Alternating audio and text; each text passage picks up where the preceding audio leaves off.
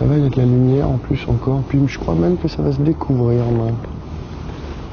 Ouais. On va commencer tranquille sur le cinéma et on va essayer après de rentrer dans l'entonnoir. D'accord. Le cinéma, pour toi, c'est quelque chose d'important. Alors, je vais essayer de préciser ma pensée. D'accord.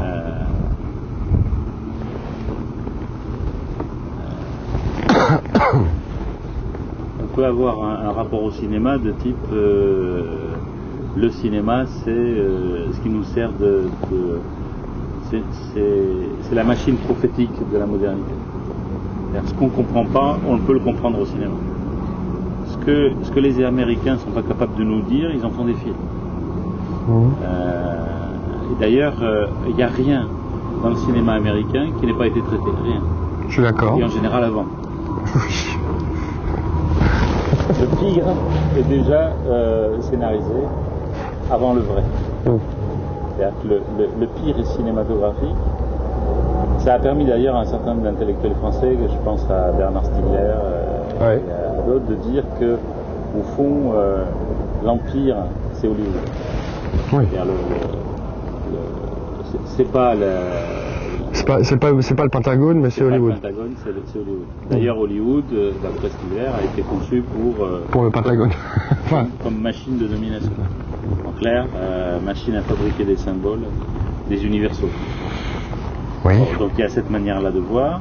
Il y a la manière qui me séduit beaucoup, moi, qui est la manière d'Eisenstein. Non pas son cinéma, mais ses textes. Oui. En termes de destin, le destin du cinéma n'est pas advenu, dit-il en 48. Oui, c'est absolument, mais j'ai lu ça, moi, dans la bouche d'Artaud. Pardon. Absolument. D'ailleurs, Artaud, au passage, c'était un sujet dont je voulais qu'on parle, on n'en a pas parlé. Mais bon, ça sera pas une autre. D'accord. C'est un monde en tant que tel. Certes. Art, folie, oui. psychiatrie, déviance, errance, création. Alors on reste sur le cinéma. Donc il y a cette idée, d'un côté, que c'est une machine de guerre, de l'autre côté, que c'est une industrie, ce n'est pas tout à fait la même chose, de l'autre côté, qu'on est passé à côté du destin du cinéma, c'est-à-dire que ça reste à inventer. Ce qui est plutôt ma position. Mais je comprends. Je pense que c'est on n'a pas vu encore, on n'a rien vu. Voilà.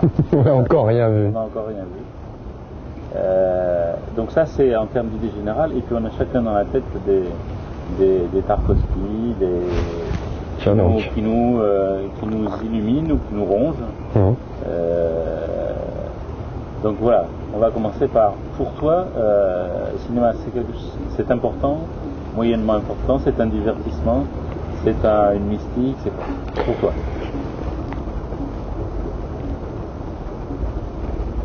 Le cinéma, en fait, ça aurait pu être probablement, on va dire, la littérature du XXe siècle. C'était sans doute ça, peut-être même son destin, entre guillemets. Il me semble que dans la première phase, disons, historique du cinéma, c'est peut-être quand même advenu ça. Dans les années 20, 30, peut-être 40 encore.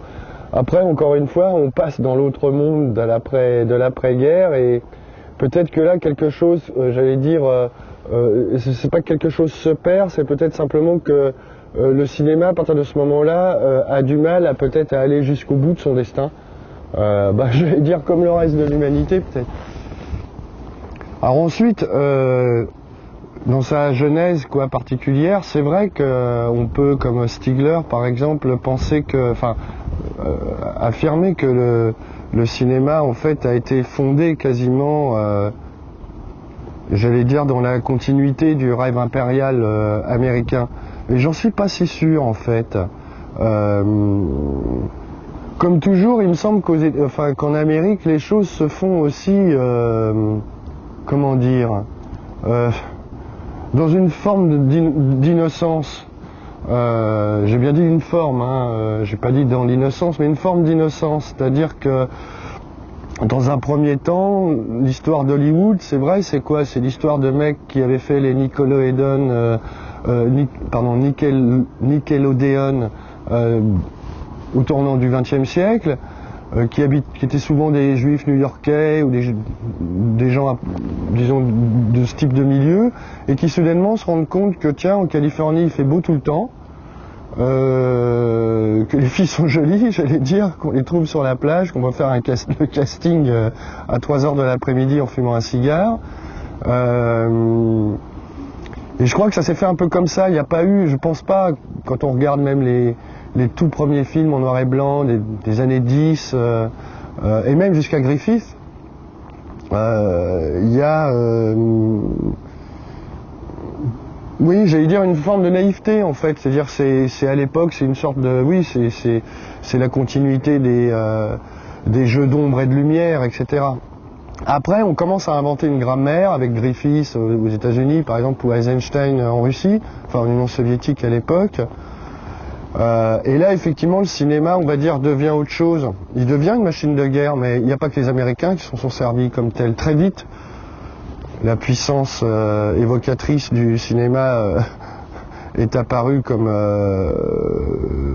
disons, une arme psychologique évidente. Alors que ce soit après les régimes totalitaires ou pas, l'Union soviétique, les États-Unis, l'Allemagne nazie, la France républicaine, que sais-je, tout le monde est passé par là. J'allais dire, la littérature aussi était passée par là. Hein. Tous les arts, à un moment donné, ont été, j'allais dire, invités à servir les puissants de ce monde. Donc, je pense pas qu'il y ait une fatalité dans le cinéma, par exemple, par rapport à ça, parce que soi-disant ce serait l'image, l'audiovisuel, et à l'époque où on avait... Mais il y a quand même moins de photos de Brigitte Bardot sur le lit, au-dessus du lit des soldats du monde entier que de Marilyn. Oh, je pense que dans l'armée française, par exemple, pendant la guerre d'Algérie, il devait y avoir pas mal de photos de Bardot, qui était quand même, on va le dire, d'une certaine manière, la Marilyn française, quoi. Maintenant, bon, c'est sûr que du côté du GI en Corée ou au Vietnam, on devait plus rencontrer des photos de Marilyn ou de Raquel Welch, par exemple. On peut sans doute imaginer qu'il y avait des photos de Marilyn au fond du sac à dos d'un combattant Viet Cong. Donc c'est plus difficile d'imaginer qu'il y ait une photo de Bardot chez le même Viet Cong. Ou alors chez un type du FLN algérien, oui. Quoique, je sais pas. Là-dessus, j'aurais peut-être pas de réponse toute faite. Parle-moi de ton cinéma, toi. Mais ce que je voulais dire, c'est que j'ai vu des choses quand même tellement étranges dans les zones de guerre que j'ai visitées, qu'à la limite, ça m'aurait pas étonné qu'un soldat du FLN algérien ait une photo de Bardot au fond de son sac, sans que son capitaine de compagnie en sache quelque chose. De la même manière que peut-être effectivement des soldats viettes avaient des photos de Marilyn ou de Greta Garbo, que sais-je.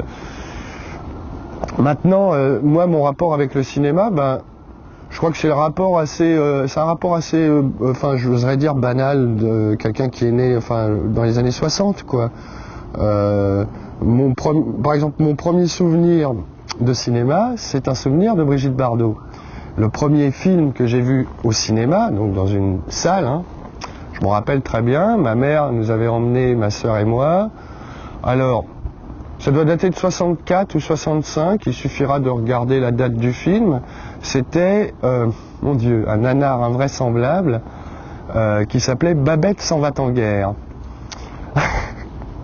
Avec Francis Blanche dans un rôle absolument épique d'officier nazi qui savait très bien faire.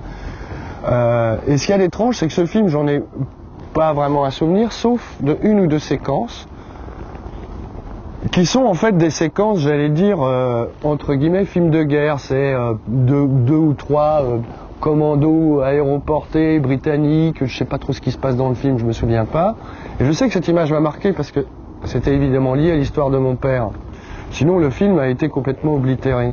Et le deuxième souvenir très fort que j'ai, qui date de la même période, c'est un western, dont vraiment je me souviens plus ce que c'est, il y a des cow-boys, il y a des indiens, à la télévision, en noir et blanc, à peu près la même époque. Donc d'un côté, j'allais dire, le fait que ce soit un film de Bardot, je m'en rappelle, le fait que ce ait été un nanar franchouille, sans intérêt, un peu d'importance, qui moi m'a frappé, enfin, ce qui est resté imprimé, c'est le parachutage des British dans le maquis français. Et puis après, il y a le western américain classique, c'était peut-être un feuilleton, je me rappelle pas, qui s'est imprimé comme ça. Et après, je crois me souvenir que le premier grand choc, en fait, bizarrement, ouais, cinématographique, quand j'ai une dizaine d'années ou quelque chose comme ça, c'est 2001 Odyssée de l'espace. Donc là, on rejoint en fait les trois grands genres, peut-être, c'est-à-dire film de guerre, entre guillemets, western, film de science-fiction, qui ont fondé le cinéma aussi, quand même, quelque part. Il manque le polar là-dedans, mais il y avait par exemple, il y avait les, ah mon Dieu, les Incorruptibles, qui a rythmé, je me rappelle, toute ma petite adolescence, quoi. Là, tu es plutôt du côté du... C'est plutôt la télévision, c'est vrai. Oui, puis plutôt du côté de l'épique, pas du côté du huis clos. C'est vrai, c'est exact, oui. Dans le cinéma français, il y a toute une partie du cinéma qui est du huis clos. C'est exact, mais ça c'est venu plus tardivement chez moi. La découverte du cinéma, parce que quand on est enfant, moi en tout cas, le cinéma français, c'est pas qu'il m'intéressait pas, mais bizarrement il faisait partie un peu comme du quotidien, c'est-à-dire Jean Gabin, Fernandel, alors qu'effectivement quand on voyait John Wayne ou pardon, Steve McQueen ou je sais pas, Charles Bronson, Lee Marvin, que sais-je, tout de suite évidemment on était confronté à un autre monde. Ça c'est certain. Et évidemment c'était un monde open field, hein. C'est ça aussi le cinéma américain. C'est le cinéma des grands espaces aussi. Même le cinéma urbain américain est bizarrement un cinéma des grands espaces aussi, quoi. Alors c'est sûr que le cinéma français a une autre façon de voir les choses, évidemment, qui lui est propre. Alors je sais pas, moi je pense que j'ai découvert ce qu'on appelle le cinéma d'auteur et tout ça vers l'âge de 18 ans, je pense comme à peu près tout le monde, en découvrant les films de Godard par exemple, qui d'ailleurs est un gars à mon avis un peu plus singulier qu'on veut bien le penser, c'est-à-dire que lui aussi il a fait des films de genre. Je veux dire Alphaville par exemple, ou même Fahrenheit 451, c'est de Godard? Non, ça c'est de Truffaut, pardon. Excuse. Mais on va reprendre sur Alphaville. Ah, très bien. Mais c'est ça, quoi. Donc même Godard, même les gens, les gens des cahiers du cinéma au début des années 60 étaient généralement des gens qui étaient très férus de cinéma américain et qui le disaient ouvertement, quoi. Donc c'est bizarrement cette nouvelle vague qui semblait vouloir plus se rattacher en fait à une tradition du cinéma américain qu'à la tradition, comme il disait, du cinéma en téléphone blanc, des comédies des années 50 françaises. 20 ans plus tard, ça a donné un cinéma français qui lui a une tendance peut-être un peu fâcheuse quand même à se blottir, j'allais dire. Sur son existant, quoi. Ça a l'air très difficile pour un cinéaste français d'imaginer un espace ouvert. Alors bon. Est-ce qu'on peut tenter de se resserrer un peu sur 2-3 films extrêmement importants pour toi? Ah oui. Donc, c'est sûr qu'en premier lieu, par exemple, un film comme 2001, j'ai dû le voir l'année de sa sortie ou l'année d'après. J'étais très jeune. Ça a correspondu à peu près au moment de l'alunissage d'Apollo. C'est évident que c'est un film qui s'est lourdement imprimé. En plus, je l'ai vu une demi-douzaine de fois. On va dire que pendant ma prime adolescence, c'était comme mon film culte, quoi, si vous voulez. Et en plus, c'était un des premiers même films de science-fiction, je crois, que je voyais. Et c'est un film qui échappe déjà, j'allais dire, comment je pourrais dire ça, disons, calibrage du genre. C'est-à-dire que c'est un film de science-fiction, mais on peut pas vraiment dire qu'il y ait de martiens. Il y a un monolithe noir qui se balade dans l'espace, dans le temps et dans l'espace. C'est bizarrement un huis clos. Enfin, si on enlève les 20 premières minutes, on est dans un vaisseau spatial avec 2 personnages et un ordinateur. Et en même temps, il y a tout, même si j'en avais pas conscience, je sentais bien que les gens là qui faisaient ce film essayaient de nous dire quelque chose qui était de l'ordre de... À l'époque, je ne savais pas ce que c'était. C'est après que j'ai pu mettre des noms, mais enfin, disons de l'ordre de la métaphysique. C'est quand même assez troublant parce que ça doit dater donc, disons, 1970, cette vision. Puis à l'époque, qu'est-ce qu'il y avait dans le cinéma de science-fiction mondial? Je sais pas. Enfin, des histoires de soucoupes volantes, quoi. Hein. Donc ça, déjà, j'allais dire, c'est quand même, comme on dit en anglais, landmark. Hein, Après, bizarrement, à peu près à la même période, il était une fois dans l'Ouest. Je dois avoir juste 13 ans, parce que le film, je me rappelle, était interdit au moins de 13 ans, donc j'ai dû le voir peut-être en 71 ou en 72. Alors, c'est étrange, bon, à l'époque, moi, j'étais pas capable, j'allais dire, de faire ces segmentations, mais donc c'est Sergio Leone, donc c'est un Italien, c'est même pas un Américain, qui magnifie complètement le mythe du western, en fait dépasse le genre, quoi. On fait là vraiment un monument. Parce qu'il était une fois dans l'Ouest, c'est quand même un monument du cinéma, quoi. Il faut aussi... Bon, moi je l'ai vu à 12 ans, après je l'ai revu plus tard. Ça n'a pas pris ça n'a pas pris une ride, c'est magnifique. Bon, en plus, quand vous avez 12-13 ans, vous avez, comment ça s'appelle, Claudia Cardinal. Tout ça fait... ça fait beaucoup, quoi, on va dire. Henry Fonda, la musique d'Ennio Morricone. Là aussi, par exemple, dans 2001 Odyssée de l'espace, je me souviens qu'une des choses qui m'avait frappé à l'époque, c'était la musique. Pas tant d'ailleurs, j'allais dire, l'ouverture de Richard Strauss et tout ça, que la musique de Ligeti, le travail vocal, là, tiré de l'atmosphère, qui moi-même à l'époque avait été pour beaucoup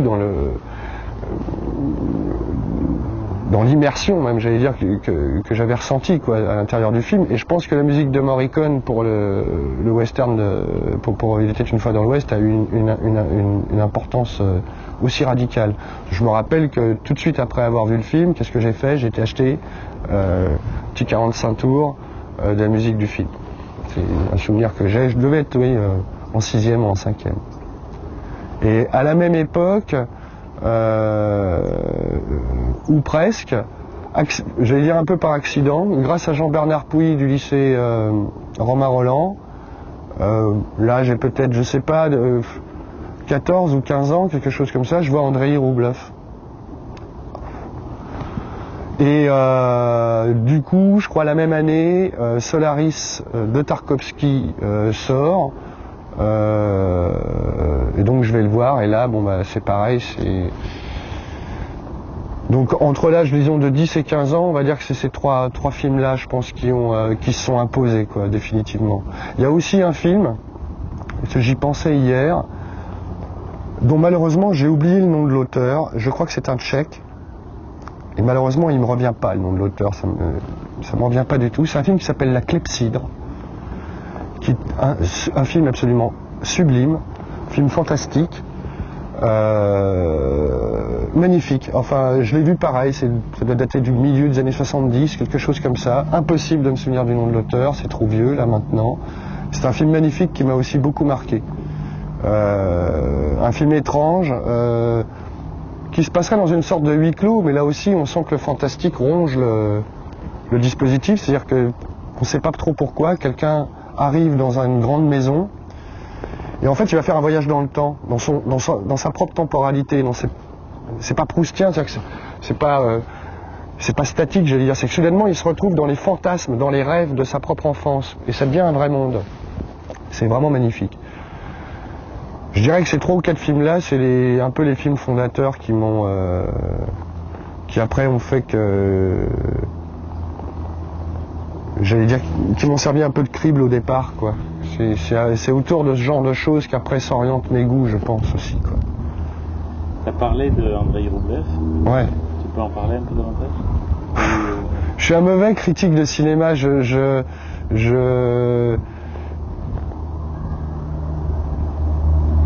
Par exemple, je pense qu'une des choses qui m'a le plus frappé dans le film, en fait, je l'ai compris plus tard. Il y a un plan séquence absolument mortel où la foule va rentrer dans la caméra suit la foule qui va rentrer dans l'église et la foule pénètre donc dans la nef comme ça et la caméra est toujours filme toujours vue de haut. À l'époque, je m'étais pas posé la question, mais plus tard, en lisant des livres sur l'orthodoxie, j'ai compris pourquoi Tarkovsky avait fait ça. C'est que, d'ailleurs, je les ai vus après aussi, enfin de mes propres yeux, c'est que dans les églises orthodoxes, l'œil de Dieu est au sommet, là-haut, de la coupole, et qu'il regarde donc constamment l'humanité. Et Roublev a eu cette idée de génie, bon, vu que c'est quand même l'histoire d'un fondeur de cloche, de planter sa caméra à la place de l'œil divin. Bah, je sais pas, il n'y a qu'un cinéaste hors du commun qui peut, j'allais dire, même avoir ce courage d'une certaine manière, de se dire je vais me mettre à la place de l'œil de Dieu. Évidemment, c'est pas gratuit, puisqu'on est bien d'accord, ça a un rapport direct avec l'histoire, mais je trouve ça très fort, quoi. Et ça, c'est bizarre, c'est quelque chose que j'ai compris après en découvrant l'orthodoxie russe. Il y a une autre séquence d'Andrei Roublev qui est absolument spectaculaire, c'est quand il monte au sommet de l'église et qui se jette dans le vide avec son espèce de ballon complet à l'air chaud et qui va se viander de l'autre côté de la rivière. D'ailleurs, c'est marrant parce que ces histoires de jets, ça rappelle aussi le lancer du stalker. Mais c'est sûr que après avoir vu Andrei Roublev, donc je pense peut-être, je sais pas, j'y vais comme ça, hein, 74 peut-être, avoir vu Solaris peut-être 75 ou quelque chose comme ça.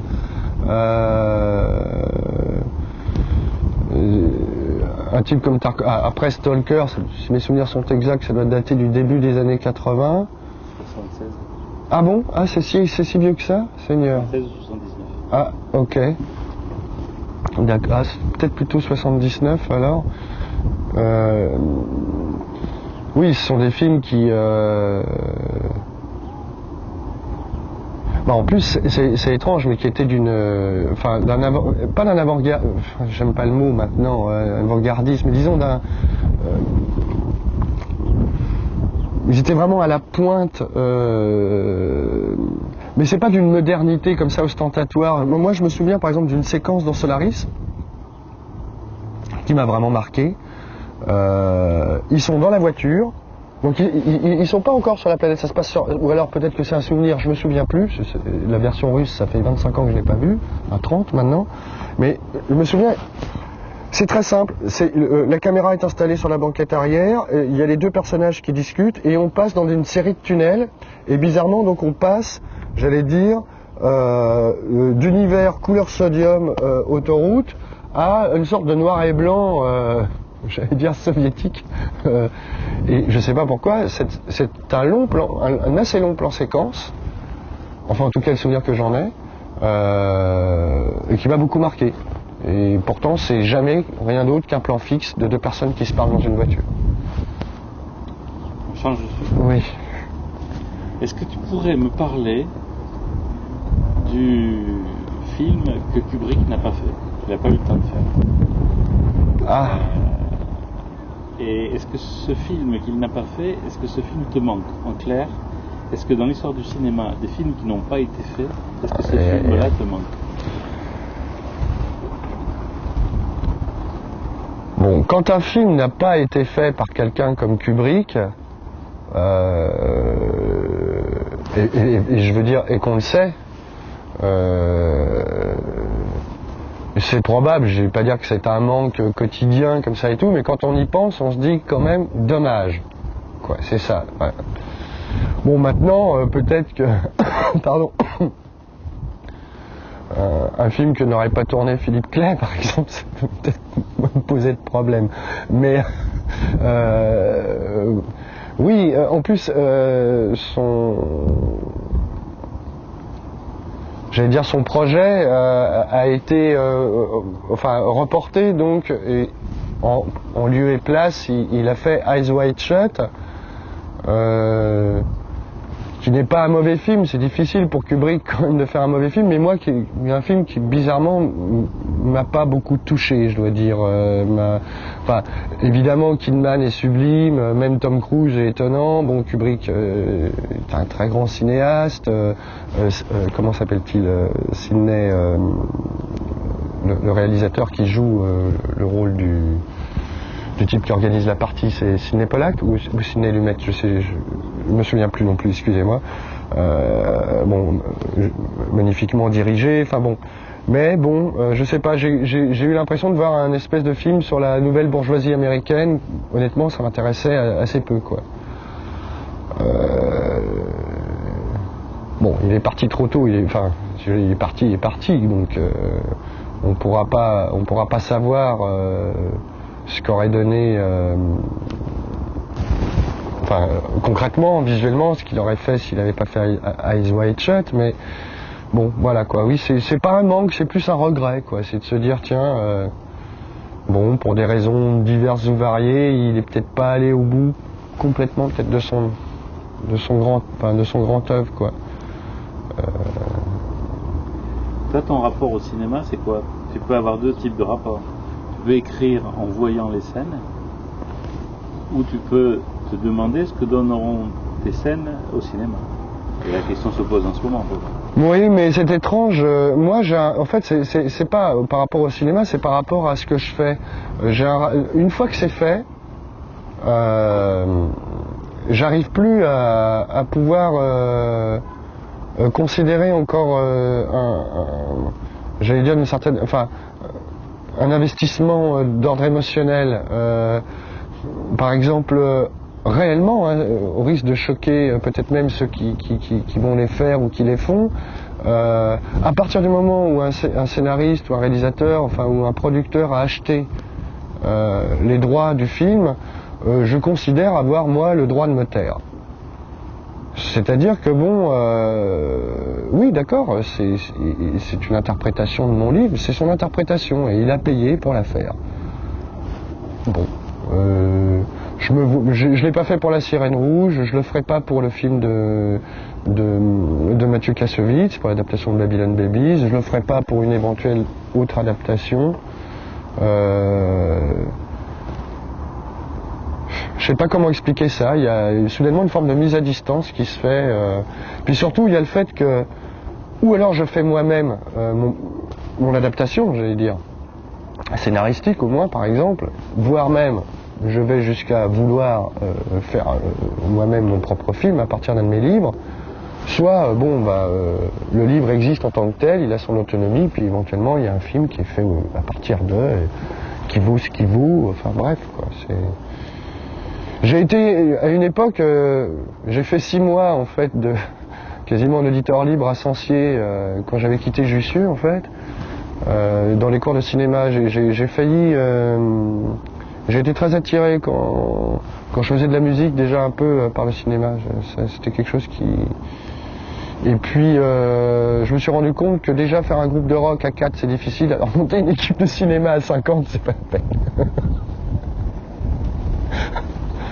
Donc je l'ai pas fait, quoi. Enfin, je pense pas que je le ferai. Mon rapport avec le cinéma, il est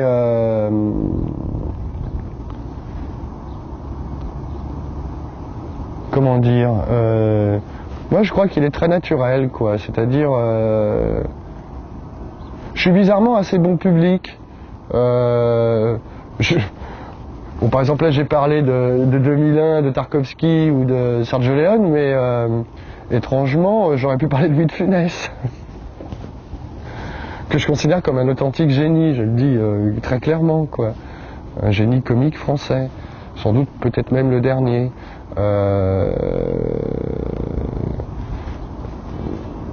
Des choses aussi peut-être j'aime beaucoup aussi les films de Mankiewicz, par exemple All About Eve, j'ai dû voir ça, je sais pas, 5, 6, 7 fois, je sais pas quoi. Les films d'Otto Preminger aussi, en fait je vais avoir un côté midinette caché. Mais tout ce cinéma-là, de Glass Cirque, tout ça, oui, ça à une époque j'ai beaucoup aimé ça. Hitchcock aussi, évidemment. Ouais, La mort aux trousses, ouais, ça je sais que je me rappelle avoir vu La mort aux trousses, pas au cinéma d'ailleurs, mais... ah si d'ailleurs, au cinéma, mais dans un ciné-club. Donc bon, un petit écran, machin, et je devais là aussi avoir une dizaine d'années, c'était quand je vivais à la campagne, et c'est un film qui, oui, ça m'avait quand même beaucoup marqué, quoi. Et là aussi c'est pareil, quoi, La mort aux trousses, bon, même si Hitchcock est anglais, je veux bien, enfin c'est typiquement le open range film, quoi, je veux dire, en particulier la méga séquence dans le champ de maïs, je crois, avec le carrefour, l'avion qui arrive, enfin je veux dire, l'horizon on a l'impression qu'à la limite même il n'y en a pas, quoi, enfin je veux dire, il est encore plus loin que là où il devrait être, quoi. Alors ça c'est quelque chose, j'en parlais avec mon ami Step, Hervé, là du groupe Dead Sexy, et c'est ça aussi peut-être l'Amérique, c'est que elle est faite comme ça. C'est comme on dit, je crois dans le Montana, Big Sky Country. Vous plantez votre caméra, de toute façon, l'espace est là. J'avais lu un truc très intéressant, je me souviens, sur Tarkovsky d'ailleurs. Mais par contre, je me souviens pas d'où ça vient. C'était, enfin, je veux dire, c'était une étude cinéphilique, enfin, je veux dire, cinématographique. Le type comparait, oui, c'est ça. Il comparait vraiment les valeurs de plan de Tarkovsky à celles de John Ford, dans, entre autres, ah, Seigneur, c'est pas vrai. Ah, mon Dieu, La fille du désert. Et alors, je me souviens pas de l'auteur, je me souviens pas du livre, c'est vraiment terrible, expliquer comment instinctivement l'américain, le cinéaste américain, face à un paysage somme toute analogue, hein, va très innocemment planter sa caméra plutôt vers le bas et magnifier même, ce qui est déjà magnifique, en faisant, on va dire, une légère contre-plongée. Et je me souviens dans ce livre, effectivement, il y a une photo où on voit John Wayne monter sur son cheval. Et alors, bon, le type explique, on a derrière tout le ciel de l'Arizona, etc. Tarkovsky, il nous montre une image du stalker, où là, au contraire, il montre que Tarkovsky fait des valeurs de plan constamment, toujours inverses. C'est-à-dire que lui, au contraire, il va aller choper le personnage un petit peu par le haut, pas l'écraser, mais le ramener, le rabattre un peu sur la terre. Bah, moi j'avais trouvé cette... ça peut paraître peut-être très... Enfin, je sais pas, peut-être anodin ou peu intéressant, mais moi j'avais trouvé ça très fascinant. Le russe, l'américain, et les deux manières, quand on connaît un peu la Russie, on se rend compte que ça ressemble beaucoup au Montana, par exemple. Et bien pourtant, ils n'ont pas tout à fait le même regard, et sur la nature, sur l'espace. Ils ont le même matériel, j'allais dire, et pourtant, clac, ils vont pas prendre la même image. Ça, je crois que c'est très significatif, je pense, aussi de ce qui sépare, entre guillemets, les deux conceptions du monde, peut-être, qu'il y a d'un côté chez Tarkovsky, et de l'autre côté, par exemple, même chez un Kubrick, par exemple. Ça dépend vraiment des films, parce que dans Sacrifice, par exemple... que je n'ai pas vu. On pourrait penser que c'est un américain. Ah, ok. Dans la manière de faire rentrer la plus grande part possible du monde dans le film. Ah, ok. Mais je ne l'ai pas vu, ce film-là, alors malheureusement, je ne peux pas en parler. Mais, oui, non, en plus, je pense qu'effectivement, c'était pas indicatif d'un systématisme, hein. Simplement peut-être de quelque chose d'inconscient même, j'allais dire de la part des artistes, quoi, des réalisateurs en question. Mais ça m'avait intéressé cette idée d'un côté d'une espèce d'innocence presque bizarrement réaliste socialiste, et du côté américain et puis d'une forme de maturité très stoïcienne en fait du côté de Tarkovsky, quoi. Sinon, moi, mon rapport au cinéma, c'est ce que je te disais, c'est un rapport très simple. J'ai toujours aimé, je pense que c'est normal, enfin normal, c'est assez logique, quelqu'un qui naît dans les années 60, donc bon, il y a déjà la télévision, je veux dire, le cinéma est déjà à la maison, donc ça s'est toujours conjugué dans ma tête aussi avec la littérature, quoi.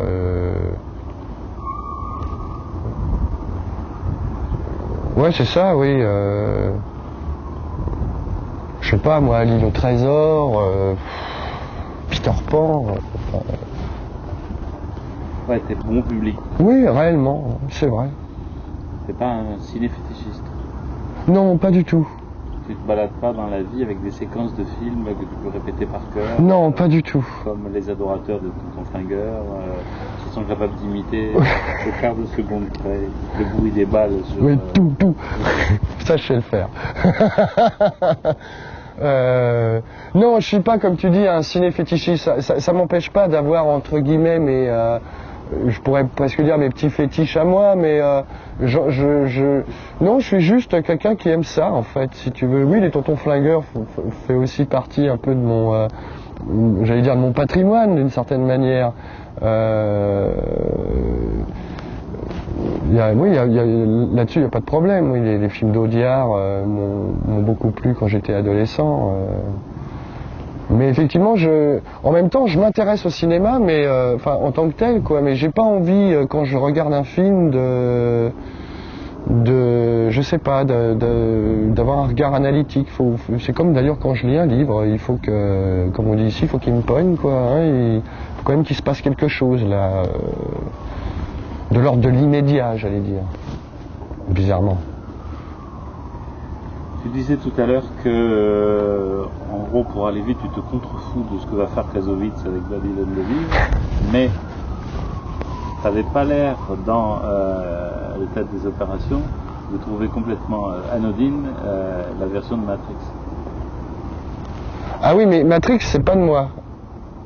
Donc, bizarrement, bizarrement, ça va plus me toucher.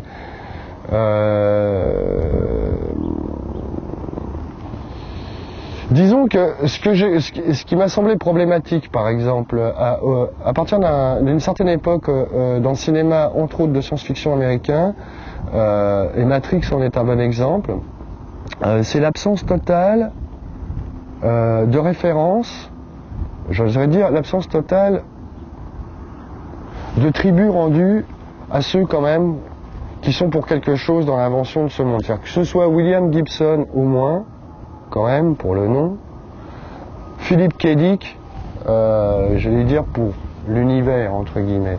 Or, bizarrement, ces deux noms, j'aurais pu en citer d'autres, hein, mais même ces deux noms-là n'apparaissent même pas au générique. Ça, c'est quelque chose qui me choque, par exemple. Parce que moi, quand j'ai vu Matrix, et même quand j'ai entendu parler de Matrix, j'étais persuadé que c'était une adaptation de Gibson, évidemment. Je vois le film, j'ai l'impression que c'est une adaptation de Gibson, mais jamais on me le dit. Je trouve pas ça très honnête. Honnêtement, quoi. En plus, probablement, le film aurait été bien meilleur s'ils avaient réellement fait une adaptation de Neuromancien, par exemple. Parce que, bon, Gibson, c'est quand même supérieur même à ce qu'ont fait les scénaristes de Matrix. Mais c'est ça, quoi. Il y a eu d'autres films, mais j'en ai pas le souvenir exact, là, où il m'a semblé qu'il y avait cette tendance. C'est-à-dire que c'est un peu comme si les idées de Dick ou les idées de Gibson, qui ont maintenant au moins 25 ans, étaient entrées j'allais dire, de fait, comme ça, naturellement, dans le domaine public et qu'on pouvait y aller. Qu'on pouvait pomper tout ça et puis se faire des millions de dollars sans jamais, ne serait-ce que rendre hommage, quoi, aux gens qui ont inventé réellement ce monde-là, quoi. Ça, c'est quelque chose qui m'avait choqué, ouais, vraiment.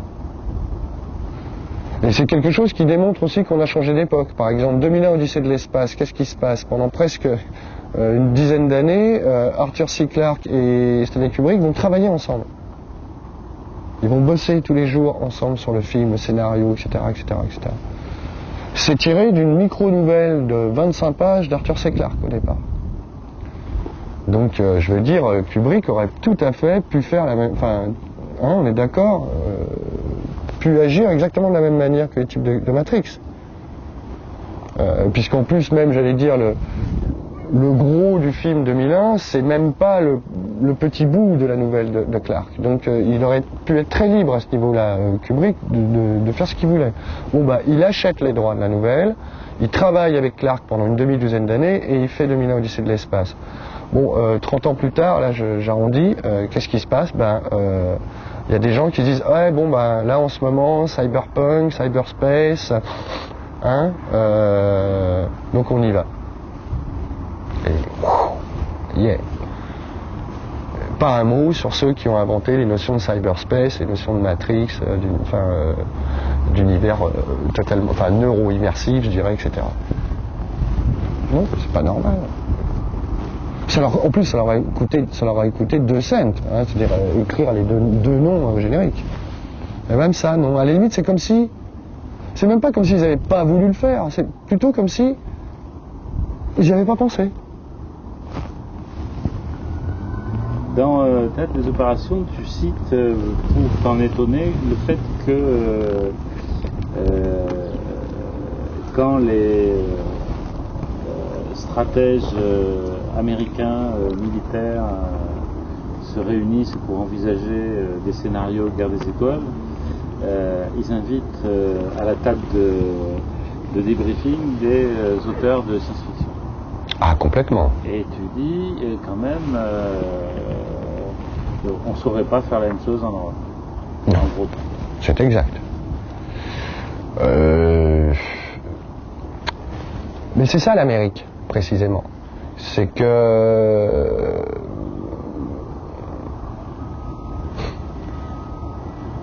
la membrane entre la fiction et le réel en Amérique est quand même beaucoup plus, comment dirais-je, beaucoup plus poreuse, je veux dire beaucoup plus osmotique qu'elle ne l'est par exemple en Europe. Effectivement, le programme Guerre des étoiles, à l'époque, je parle du premier, enfin à l'époque de Reagan, l'état-major, enfin le comité directeur du projet, la première chose à laquelle il pense, c'est d'inviter effectivement une demi-douzaine d'écrivains de science-fiction, et pas des moindres, hein, c'est-à-dire Robert Heinlein, Poul Anderson, Larry Niven, j'en oublie là, enfin bon bref, une demi-douzaine de gars qui, évidemment, j'allais dire, c'est pas qu'ils travaillent sur le projet, c'est que c'est leur monde, ça existe déjà. Pour eux, ils ont déjà écrit 40 nouvelles là-dessus. Mais ce qu'il faut savoir aussi, c'est que ça arrive pas non plus ex nihilo comme ça sur le coin d'une table avec un général 3 étoiles américain qui dit tiens, si on invitait des romanciers de science-fiction. Non, non, pas du tout. Ce qu'il faut savoir, c'est que tout officier supérieur du Pentagone a un quota de livres de science-fiction à lire par an. Il y a un quota de livres de science-fiction à lire par an. Allez demander ça à un général de l'armée française. C'est tout juste d'abord s'il sait lire. Pardon. Non mais vous voyez, c'est la différence. La différence, c'est que l'armée américaine, c'est déjà l'armée du 21e siècle en 1980. Et c'est déjà ils sont déjà en train de mettre au point l'armée de 2050. Bon, bah, qu'est-ce que vous voulez, nous, avec nos porte-avions à parthénogenèse,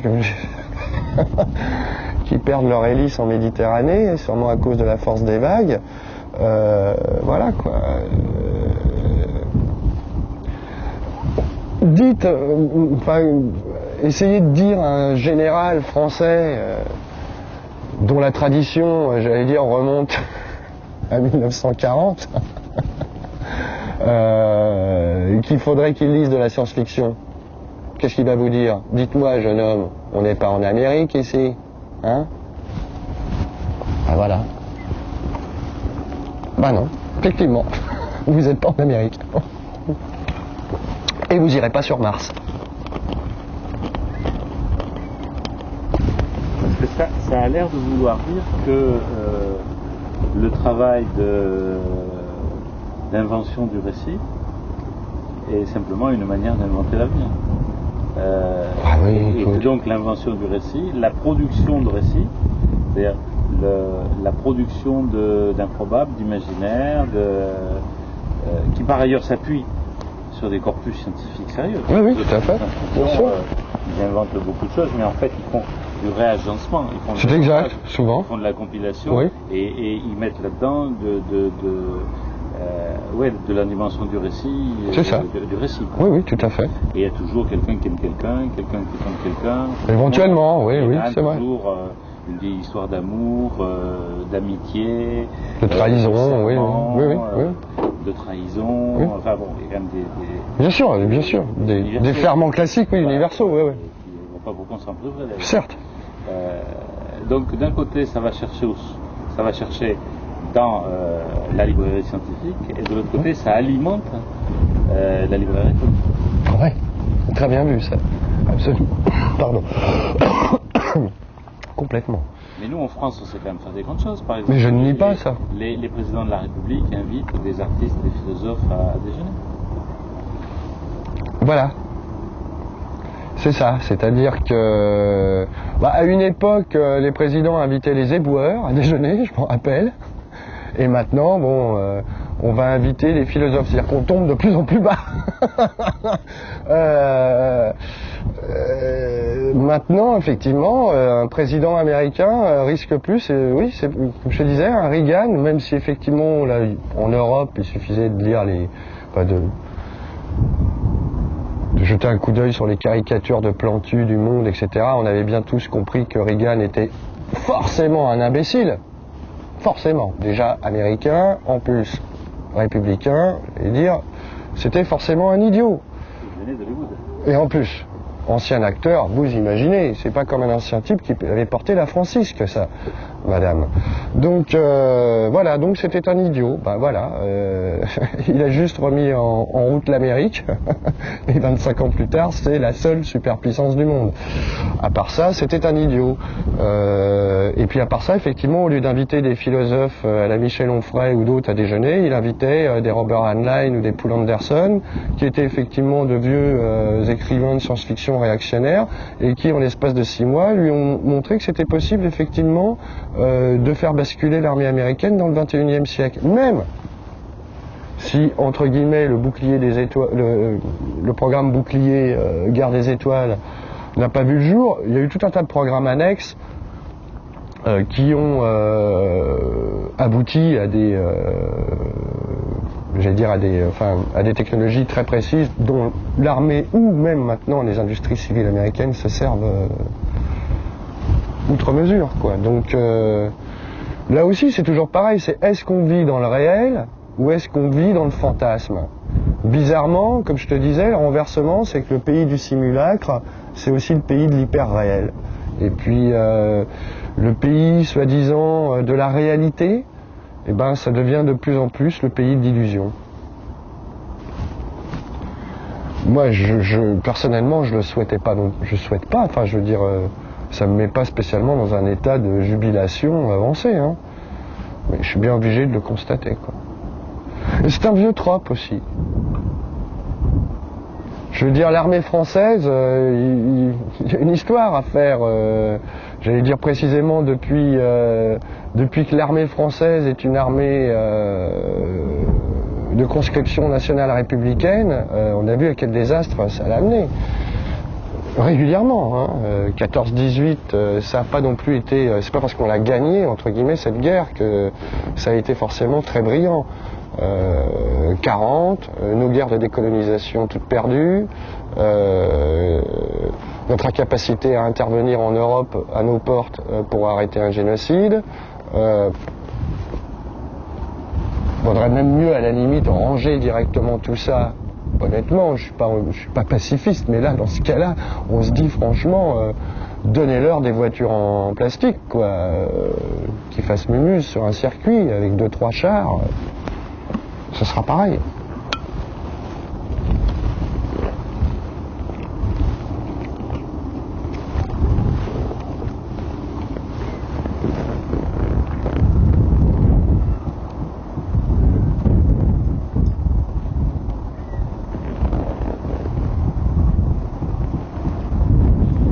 le siècle commence, il commence avec toute une flanquée de films dont d'ailleurs la plus grande partie ont disparu. Ouais. Il commence côté américain par Naissance d'une nation, qui est quand même un film sur la boucherie universelle. Oui. Naissance d'une nation, c'est l'annonce des boucheries qui vont suivre. Ouais.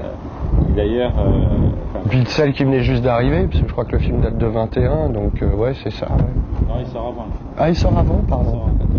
Ah bon, ok. Vérifier, mais je pense que c'est 14. Ah ok. 13 ou 14. Ah d'accord. Donc c'est quand même accouchement, naissance dans la douleur, et la douleur, Accouche à nouveau d'un nouveau monde, oui. donc le cinéma, et puis après, côté soviétique c'est pareil, hein, c'est Octobre, c'est Oui, tout à fait. la ligne générale, Oui, etc. absolument. Donc le cinéma rend compte du côté apocalyptique de l'accouchement du XXe siècle. Oui. Avant Oui. Avant les boucheries. avant la boucherie pour 14-18 Oui. et 39-45, je ne sais Oui, même pas comment appeler oui, ça. oui. Une boucherie va pas. Oui, non, même pas. C'est Je suis d'accord. Oui. autre chose. La fin du monde. C'est une explosion du tube cathodique. Oui, c'est ça, non, c'est la fin d'un monde, c'est évident. C'est quelque chose qui disparaît. Curieusement, le cinéma a su voir ces boucheries jusqu'à Apocalypse Now d'ailleurs. Ouais. Mais il a dit très peu de choses significatives sur les camps, sur 39-45. Comme une espèce de... Parce que bon, je mets évidemment immédiatement de côté Benigni, etc. Non, mais c'est intéressant, justement. Mais pourquoi... Ta question, elle soulève tout ça. Pourquoi n'y a-t-il pas eu de cinéma insupportable, inadmissible? Ouais, je vois ce que tu veux dire. Pourquoi on peut sortir indemne de toutes les projections? Pourquoi le pire qu'on ait connu, c'est quelques films américains qui ont supposé donner des idées à quelques serial killers. Ah oui. Mais à part ça, on n'a jamais vu quelqu'un sortir d'une salle de cinéma tétanisé. On n'a jamais vu quelqu'un sortir d'une salle de cinéma en disant désormais je ne parlerai plus. Je vais dans une grotte. Arrête. Je me retire. C'est fini. C'est-à-dire comme s'il y avait une limite au cinéma et que cette limite s'arrête au camp, à la porte du camp. C'est une question énorme parce que la juxtaposition précisément, disons, de l'indicible du camp d'extermination abouti, hein, Auschwitz-Birkenau, et puis de la caméra, c'est vrai que ça semble quasiment impossible, parce que la question qui est posée effectivement, c'est de savoir pourquoi après 45, on a pu continuer à faire des films, j'allais dire qu'on pouvait voir jusqu'au bout sans, j'allais dire, tomber dans les pommes ou être obligé de sortir, ou j'allais dire en fait, bizarrement, pour être à la hauteur de l'événement, je veux dire de l'événement dont on parle, pardon, il aurait fallu faire un cinéma qui tue. Je veux dire, le truc c'est ça, c'est que vu que le cinéma c'est le réel entre guillemets, enfin je veux dire, hein, c'est l'impression luminique directe de la réalité sur une pellicule qui est ensuite reprojetée, toujours grâce à un flux luminique. Justement, vous n'avez aucune distance avec le réel. Ça veut dire que quel récit on peut faire, quelle langue on peut employer pour réellement aller au bout, hein. Je veux dire jusque dans la chambre à gaz, donc on est d'accord. Faut aller jusque dedans. Puis au moment où le Zyklon B il sort. Aïe. Je sais pas si c'est envisageable. Vous voyez ce que je veux dire, c'est-à-dire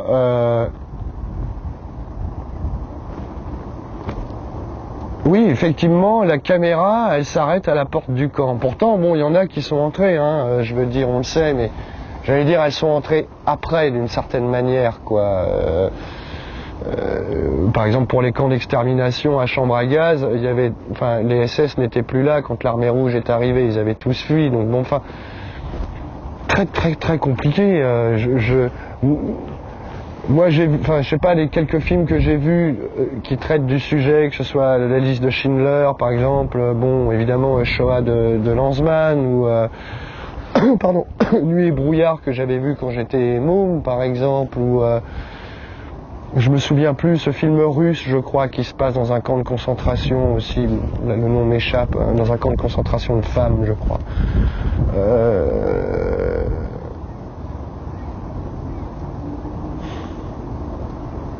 Ça semblait plus facile peut-être encore de décrire la guerre, les boucheries, naissance d'une nation, ou même les révolutions, la guerre d'octobre. Là, on est face à quelque chose qui est peut-être même pas filmable, quoi. C'est pas un problème de... Parce que ça, c'est aussi un truc qui me gêne dans ce débat, c'est le truc... Enfin, c'est ce discours, c'est-à-dire c'est un truc, c'est un trick, qui consiste à dire, on peut pas filmer. Genre, je me rappelle du débat qu'il y avait eu à l'époque de la liste de Schindler, que personnellement je trouve est un plutôt bon film, et j'ai pas compris l'acharnement de la critique française contre ce film, qui était généralement basé sur le fait que Lanzmann, lui, avait fait un vrai film sur la Shoah parce qu'on ne voyait rien. Je dis pas que le film de Lanzmann n'est pas c'est même d'ailleurs un chef-d'œuvre, je suis d'accord, et le parti pris qu'il a pris est extrêmement fort, et je suis d'accord. Mais est-ce que pour autant, il a lui indiqué qu'il n'y avait que cette manière de faire, qu'il avait comme posé lui une limite? C'est lui, jamais il le dit dans son film qu'il n'y a que comme ça qu'on peut filmer la Shoah. Il dit que c'est comme ça que lui il peut la filmer. C'est tout. Il n'a jamais posé d'interdit. Or, c'est bizarre. Il semblerait qu'effectivement, de plus en plus, on veuille dire non. La caméra, là, elle reste au bord du rail, là. Elle pénètre pas sur la rampe de sélection, là, ok? C'est comme aujourd'hui, là. Stop, on met la main devant, là. Filmez pas, s'il vous plaît. Pourquoi? Parce qu'il y aurait quelque chose, là aussi, on est dans l'ordre du discours, c'est-à-dire, même moi, quand je dis les mots indicibles et ineffables, des fois, j'ai l'impression de répéter excuse-moi, mais des conneries que j'ai lues justement sur ce type de choses. Bien sûr que c'est indicible et ineffable, mais précisément la littérature, l'art, c'est justement pour rendre dicible ce qui ne l'est pas et pour nous faire voir ce qui n'est pas visible. Alors bon, sinon on s'arrête et on peint, on fait des natures mortes, on est bien d'accord. Donc là aussi il y a un problème. Qu'il y ait un problème, c'est-à-dire qu'effectivement, l'événement en question, j'allais dire, place la caméra face à une limite, d'accord. Qu'elle ait placé l'homme face à une limite aussi, on est bien d'accord. Mais est-ce que pour autant, il faut juste s'arrêter et dire, bon, bah alors ok, on rentre pas. Puis alors tout ça recouvert d'un discours soi-disant pour le respect des morts ou je ne sais... Ouh là là. Oui. Attendez. Non. Je pense qu'à un moment donné, au XXIe siècle, peut-être que un type, enfin ou une femme, peu importe, enfin, je veux dire un cinéaste, va dire ok, je vais le faire moi. On verra, hein. Si le type s'y prend maintenant, je voudrais dire qu'il risque de se faire salement avoiner. Mais par exemple, un exemple typique aussi pour parler de ça, c'est La Chute. L'espèce quand même de lynchage médiatique c'est-à-dire que le film soit bon ou mauvais, à la limite, là, ça a peu d'importance. C'était quoi l'argument? L'argument, c'était « Ah, c'est pas bien d'avoir montré Adolf Hitler comme un être humain. » Et c'était quoi? C'était un chat? C'était un être humain. Il était né d'un père et d'une mère, génétiquement, chromosomiquement. C'était un être humain. Comme toi, comme moi, comme un être humain. Alors ça, oulala, alors oui, qu'on montre comme une espèce de figure tutélaire du mal, ça ok, ça marche. Mais si on le montre comme un être humain avec toutes ses faiblesses et qui doit se rendre au petit coin toutes les 30 minutes, là ça marche plus. Pourquoi? C'est cet être humain qui a fait le nazisme. C'est pas arrivé d'un astéroïde, là. Ça me semble aussi des choses typiquement de notre époque. C'est-à-dire qu'on va, on va voiler maintenant d'une espèce de néo-moralisme comme ça, ce que surtout on n'a pas envie de voir là. Et en plus, ma génération, tout particulier, enfin ma génération et les suivantes, où nous on a été éduqués dans l'idée du confort ludique ad vitam aeternam. Donc là, si on nous ressort Auschwitz, oh là là là là là là, c'est, tu vois, ça fait un peu débandé comme on dit. C'est pas fun.